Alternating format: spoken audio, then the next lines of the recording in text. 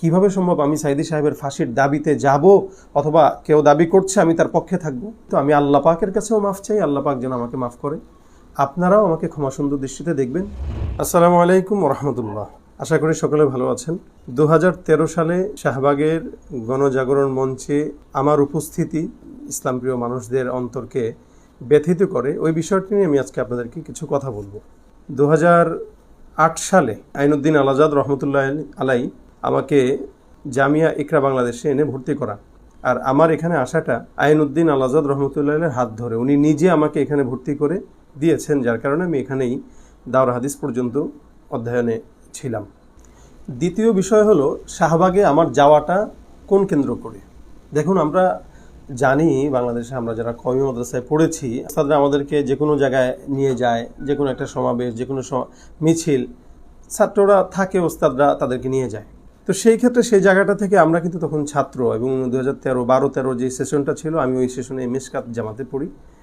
আমাদের কাছে কিন্তু তখন মোবাইলও আমরা মাদ্রাসায় চালাতাম না, ফেসবুক তো প্রশ্নই আসে না, আমরা সম্পূর্ণটাই মোবাইল ব্রাউজার এগুলোর বাইরে ছিলাম। তা হঠাৎ করে আমাদের ওস্তাদ একদিন বললেন যে চলো আমরা একটা মানববন্ধন করব, সংবাদ সম্মেলন করব, তোমরা আমাদের সাথে চলো। আমাদের সব ছাত্ররা মিলে আমরা তখন ওই জায়গাটায় ওস্তাদের সাথে যাই। আমরা কোথায় যাচ্ছি, কেন যাচ্ছি, বা আন্দোলনটা কি, তখনও কিন্তু আমরা এই আন্দোলন সম্পর্কে ওয়াকিফাল না। আমি মাওলানা ফরিদ মাসুদ সাহেব হুজুরের পিছনে দাঁড়ানো ছিলাম, অনেক ভিড়ের ভিতরে আমরা ছিলাম। তা হুজুর বক্তব্য দিচ্ছেন, এগুলো তখনও ওভাবে আমি খেয়াল করিনি, অনেক পরে খেয়াল করেছি।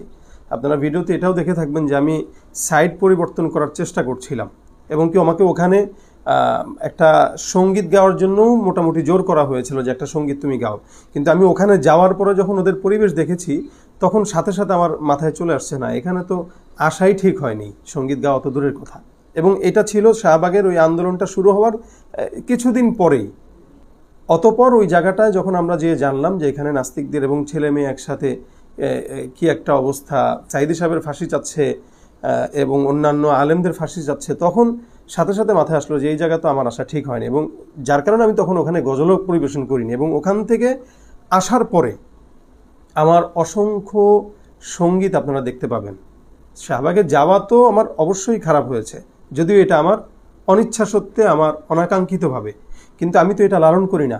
সাইদি সাহেব প্রত্যেকটা মানুষের ভিতরে, হৃদয়ের ভিতরে প্রবেশ করে আছে, গ্রামগঞ্জে, দেশ বিদেশে, এবং আমার ঘরে আমার মা, আমার বাবা, আমি সহ ছোটবেলা থেকে সাইদি সাহেব রহমতুল্লাহ আলাইহির বয়ান আমরা শুনি। তো সেখানে কিভাবে সম্ভব আমি সাইদি সাহেবের ফাঁসির দাবিতে যাব অথবা কেউ দাবি করছে আমি তার পক্ষে থাকব? জন্য আপনারা দেখেছেন পরবর্তীতে সাইদি সাহেব রহমতুল্লাহ আলাইহির এন্তেকালের পরেও আমি ওনাকে নিয়ে আমার জুমার মসজিদে সরাসরি বলেছি, এবং কি ওনার এন্তেকালের আগেও অনেক মাহফিলে যে আমি ওনার ব্যাপারে কথা বলেছি।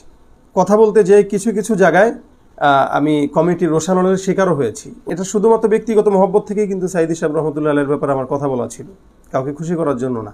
হেফাজতের আন্দোলনের সময় শাহবাগের ওইটার বিপরীতে, শাহবাগের ওই আন্দোলনের পরবর্তীতেই কিন্তু হেফাজতে ইসলাম মাথাচাড়া দিয়ে তখন বিশাল আকারে সারা বাংলাদেশে একটি বিপ্লব ঘটিয়েছে। ওই বিপ্লবের সময় আমার অসংখ্য সঙ্গীত, যা সারা বাংলাদেশব্যাপী সমাদৃত হয়েছে, প্রত্যেকটা হেফাজতের সমাবেশে আমাদের ওই সঙ্গীতগুলো গেয়েছে।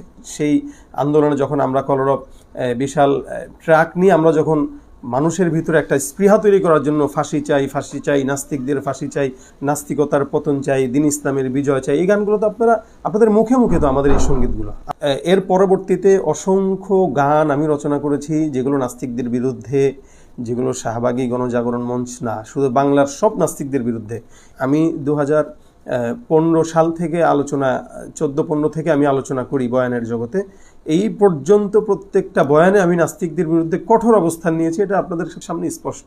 যার কারণে, যার রেশ ধরে ঘাতক দালাল নির্মূল কমিটির কালামানিক যেই লিস্টটি করেছিল 116 জনের শ্বেতপত্র, 116 জনের ভিতরে আলাদাভাবে 35 জনকে তারা সিলেক্ট করেছিল, যে 35 জনের ভিতরে আমার নামটাও ছিল। যার কারণে আমি প্রতিনিয়ত একটা গ্রেফতারের ভয় কাজ করতো আমার ভিতরে, এবং কি আমার জুমার মসজিদে অনেক সময় ডিবির লোক আসতো। আমার অনেক মাহফিল এরকম হয়েছে যে আমার লিস্টির কারণে প্রশাসনের গাড়ি যে আমার মাহফিল আমাকে মঞ্চে উঠতে দেওয়া হয় নাই।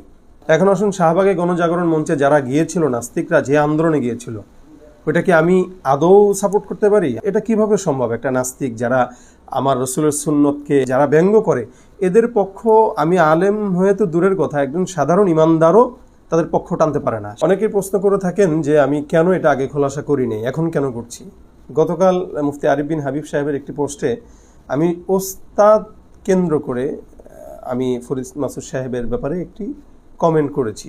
ওনার যে চিন্তাটা শাহবাগে গণজাগরণ মঞ্চে উনি যে চিন্তা নিয়ে গিয়েছিলেন, এটা সম্পূর্ণ ওনার ব্যক্তিগত মত। এই জায়গা থেকে কিন্তু আমি সম্পূর্ণ আলাদা, আমার মত আলাদা, যেটা আমি আপনাদের কাছে খোলাসা করেছি।